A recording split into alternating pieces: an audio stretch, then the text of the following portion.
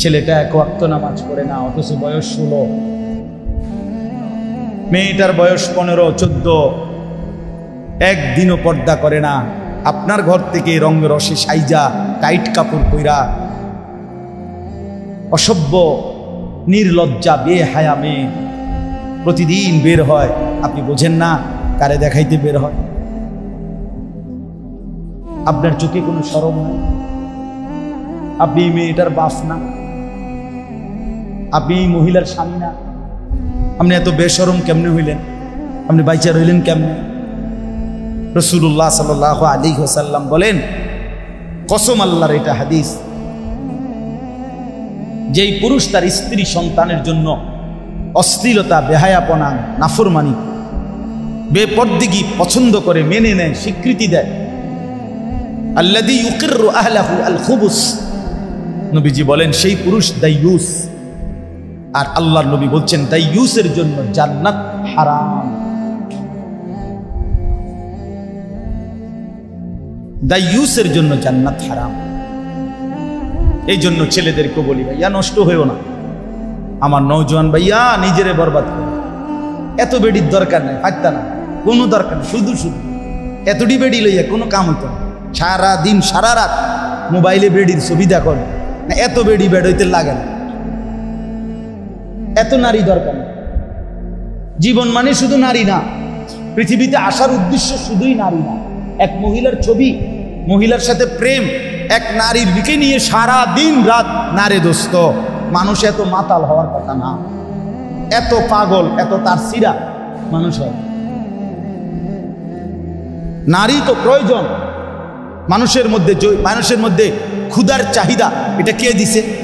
তো পূরণের ব্যবস্থা আল্লাহ রাখছে। মানুষের মধ্যে পানির তৃষ্ণা, এটা কে দিছেন? তো এটা পূরণের ব্যবস্থাও কে রাখছেন? মানুষের লজ্জাস্থানের চাহিদা, শাহওয়াত, এটা আল্লাহর দেওয়া। কার দেওয়া? এটা পূরণের হালাল পবিত্র ব্যবস্থাও আল্লাহ রেখেছেন কিনা বলে। তো তাইলে আর সমস্যা কি? এর জন্য এরকম কুত্তার মতো হয়ে যাওয়ার অর্থটা কি বেটা? 24 ঘন্টা নারী, ছবি, নর্তকী, নাচ, গান, জিনা, ব্যভিচার, অশ্লীল দৃশ্য আর মেয়ের পিছনে পড়ে থাকার মধ্যে সার্থকতাটা কি বেটা? এমন সুন্দর যৌবন, 16, 17, 18, 20 বছরের এমন সুস্থ সবল শরীর, দেহটাকে বাপ কেমনে নষ্ট করে দিলাম? কেমনে নষ্ট করে দিল? ওফ, আমি বুঝি না এটা কি হায়াত নষ্ট করে দিল, কি চমৎকার জিন্দেগিটা শেষ করে দিল। হায় হায়, আল্লাহ আমাদেরকে মাফ করে দেন। যে ভাইরা উদ্যোগ নিছেন, আল ইসলাহ পাঠাগার, মাশাআল্লাহ, সংশোধন, আগে ফিকির করবেন।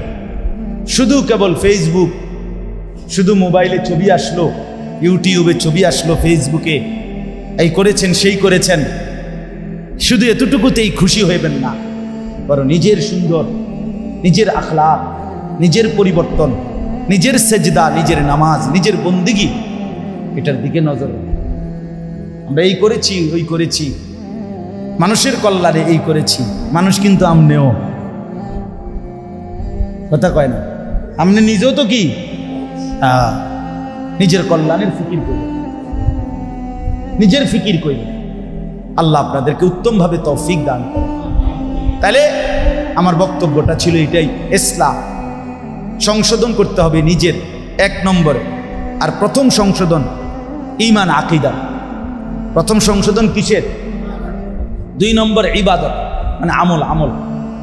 3 নম্বর হলো মুআমালাত, লেনদেন। আমরা চলতে গিয়ে জীবন চলার পথে জমির বেচা কিনা, এরপরে আমাদের সমস্ত উৎপন্ন কর্ম, আমরা যে উপার্জন করি, উপার্জনের যার যেটা পন্থা, চাকরি বলেন, ব্যবসা বলেন, ক্ষেত বলেন, যেটাই বলেন, যে যেমনি রোজগার করে, এর রোজগার মানেই লেনদেন। রোজগার মানে কি? কেউ পণ্য দেয়, কেউ টাকা দেয়, কেউ শ্রম দেয়, কেউ মজুরি দেয়, এই না কথাটা? মানে লেনদেন হয় এখানে।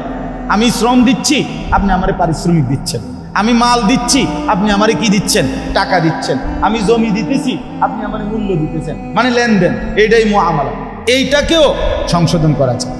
এটার মধ্যে কোনো হারাম আছে কিনা, সুদ আছে কিনা, ঘুষ আছে কিনা, অবৈধ উপার্জন আছে কিনা, হারাম আছে কিনা, এটাকে বাছাই সংশোধন করা।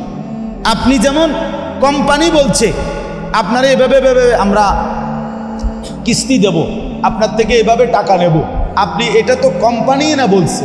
আপনার উচিত একজন আলেমে দ্বীনকে জিজ্ঞেস করা যে হুজুর আমার দোকানের ব্যবসাটা হলো এই, আমারে এই কোম্পানি এভাবে মাল দিতে চায়, এভাবে টাকা নিতে চায়, আমার এটা দেওয়া নেওয়া ঠিক হবে কিনা, এটা কি 10টা মিনিট আধা ঘন্টা একজন আলেমের কাছে জিজ্ঞেস করে নেওয়া যাইতো না? কথা বলেন না কেন? না, কিন্তু আপনি দেখেন এটা জিজ্ঞাসা করতে রাজি না। আমার সম্পদের উপরে এটা জিজ্ঞাসা করা উচিত যে আমার লেনদেনটা সহি কিনা। এই যে আমাদের সমাজে যুগ যুগ ধরে বন্ধকের যে সিস্টেম আজও বদলানো যাচ্ছে না, অথচ এটা 100 যে আধা 30 শতক 20 শতক আধাখানি জমি আমনে আমি দিলাম, আর আমনে থেকে আমি 50,000 টাকা নিছি বা 1 লাখ টাকা দিছি, বিনিময়ে আমনের কাছে আমি 20 শতক জমি কি রাখছি, বন্ধক রাখছি, আর আমনের থেকে আমি টাকা নিছি 50,000। এখন আমাদের দেশের নিয়ম কি, যে যতদিন পর্যন্ত এই 50,000 টাকা সুদ না করবে, তারপর আরে না দিতে পারবো, অতদিন এই 20 শতক জমি উনি ভোগ করবে। এটা না নিয়ম?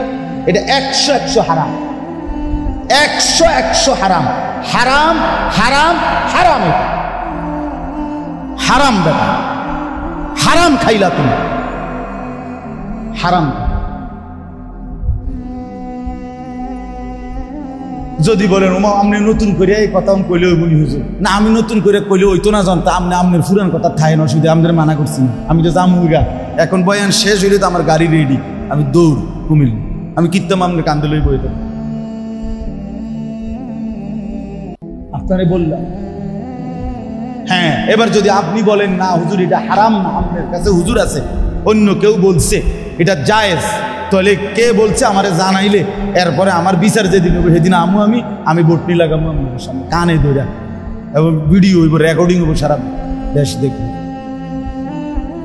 আপনি বিচারের ঘোষণা দিয়ে আমি বলে, তাহলে কথার কথা একটা উদাহরণ দিলাম। অসংখ্য গাছের ফল, পুকুরের মাছ আপনার আন্দাজের উপরে বিক্রি করে ফেলে, ও বইল মানে মুকুল বের হইতে হইতেই কি বিকতে লাগে, ফল বিক্রি করে ফেলে। তো এটা কি হালাল না হারাম জিজ্ঞেস করছে? বুঝলে এমনি তো চলতে আছে, এমনি চলবে, এমনি তো কত মানুষে বিড়ি খাইতে, এই জন্য সবাই বিড়ি খাই দেবে, কত মানুষে তো টেলিভিশন দেখতেছে, তো এই জন্য বুঝি টেলিভিশন জায়েজ হয়ে গেছে, নাটক সিনেমা দেখা কি হয়ে গেছে, জায়েজ হয়ে গেছে। অনেক মানুষ কোনো গুনাহ করলেই সেটা কি হয়ে যায় না, হালাল হয়ে যায়। আল্লাহ আমাদেরকে বুঝ দান। আপনি যদি বলেন বন্ধকের এই সিস্টেম সঠিক বানানোর কোনো সিস্টেম না, মানে এই লোক কি করবো যে 20 শতক জমি ওনার কাছে যে আমি বন্ধক রাখলাম, তো এটা কি করবো উনি, তো এটা আপনি কি করবে, এটার একটা বুদ্ধি আছে, এটা আমি বলতাম না। আমি আপনার দরকার হলে আপনি হুজুরের জিজ্ঞেস, আমি অন কইতাম কেন না, কি লেখা বললাম না, জানার দরকার নেই, যার দরকার হে জিজ্ঞাসা, কষ্ট আলেমদেরকে জিজ্ঞাসা করলেই ওনারা হালাল তরিকা কি, বৈধ পন্থাটা কি সেটা বলে। কথা বুঝছেন কিনা বলে? প্রত্যেক পন্থারই বিকল্প হালাল পন্থা আছে, আছে কিনা বলেন না কেন? মদের বিকল্প মধু আছে, বুঝেন না? সুদের বিকল্প ব্যবসা আছে, হালাল ব্যবসা। আল্লাহ এই জন্য বলছে আমি সুদে না হারাম করছি, কিন্তু ব্যবসাকে তো হালাল করছি। তাহলে বিকল্প হালাল পদ্ধতি আছে কিনা বলেন? আচ্ছা, আপনি জেনে নিবেন। 3 নাম্বার। 4 নাম্বার হলো মুআশারাত, আচরণ, পারস্পরিক আচরণ। মা বাবা, স্ত্রী, সন্তান, ভাই বোন, চাচা মামা, ফুফা খালু, পাড়া মহল্লা, প্রতিবেশী, আত্মীয় স্বজন, বন্ধু পথিক, মুসাফির, এতিম, গরিব, ফকির, মিসকিন, অসহায়, এই সমাজের আমাকে বাদ দিয়ে যত মানুষ, কার সাথে আমার আচরণ কি হবে এটা জানা, এটা ঠিক করা, এইটাও আমার সংশোধনের অংশ। কথা বুঝছেন? মার সাথে আচরণ যা, স্ত্রীর সাথে আচরণ তা কেমন, সন্তান ভাইয়ের সাথে কেমন, নিকট আত্মীয়ের সাথে আচরণ কেমন, দূরের আত্মীয়ের সাথে আচরণ কেমন, এইটার স্তর জানা চাই, এটার স্তর জানা চাই। মাকে প্রাধান্য দিয়ে স্ত্রীকে জুলুম না করা, স্ত্রীকে প্রাধান্য দিয়ে মার উপরে জুলুম না করা, প্রত্যেককে তার হক আদায় করা। এই আল্লাহ আমাদেরকে বুঝ দান করেন। পঞ্চম নাম্বার হলো আখলাক, আমাদের অন্তরের ভিতরে চরিত্র। প্রত্যেক মানুষের অন্তরে দুই রকমের চরিত্র আছে, কিছু মন্দ চরিত্র, কিছু উত্তম চরিত্র। মন্দ চরিত্রগুলো সরিয়ে ফেলা আর উত্তম চরিত্রগুলো নিজের মধ্যে তৈরি করা, সংশোধন করা। যেমন আপনার মনে করেন কৃপণতা, এ মানুষের ভিতরে থাকে, কৃপণতার একটা অভ্যাস, এটা একটা মন্দ চরিত্র, এটা দূরে সরানো উচিত। দানশীলতা, পরোপকার, এটা একটা উত্তম চরিত্র, এটা আনয়ন করা উচিত। পরের গীবত, পরের প্রতি ঈর্ষা, মানে কারো কিছু ভালো দেখলেই গাও জ্বলা, হিংসা, ঈর্ষা, হিংসা, এটা একটা কি মন্দ চরিত্র। অপরের কল্যাণ দেখে খুশি হওয়া, এটা একটা উত্তম চরিত্র। তাহলে ওই মন্দটা সরানো, উত্তমটা আনা, এটা আমাদের দরকার। তাহলে আমি অল্প কথায় বললাম, 1 নাম্বার আমাদের ঈমান আকীদা সংশোধন করা উচিত, 2 নাম্বার ইবাদত আমল সংশোধন করা উচিত, 3 নাম্বার লেনদেন সংশোধন করা উচিত, 4 নাম্বার পারস্পরিক আচরণ সংশোধন করা উচিত, 5 নাম্বার আখলাক মানে ভেতরের চরিত্র সংশোধন করা উচিত। তাহলে ইসলাহি মাহফিল এবার বলেন তো কি পরিমাণ দরকার? কথাটা বুঝছেন কিনা বলেন? এগুলো একটা একটা করে ধরে ধরে ধীরে ধীরে ঠিক করা দরকার, শোনা দরকার, বুঝা দরকার, সংশোধন করা। এই জন্য আমি অনুরোধ করলাম, যেই ভাইরা আলহামদুলিল্লাহ উদ্যোগ নিছেন, আজকের মজলিসও সাজাইছেন এবং আপনারা ভিন্ন আরও আয়োজনও করছেন, আপনাদের এই সব আয়োজনে আল্লাহ তাআলা বরকত দান করেন। আর আপনারা যারা মসজিদের কমিটি আছেন, মসজিদের ইমাম সাহেব, খতিব, মুয়াজ্জিন সাহেব আছেন এবং মহল্লার মুসল্লি আছেন, আপনাদের কাছে অনুরোধ, আলহামদুলিল্লাহ আপনাদের ফেনী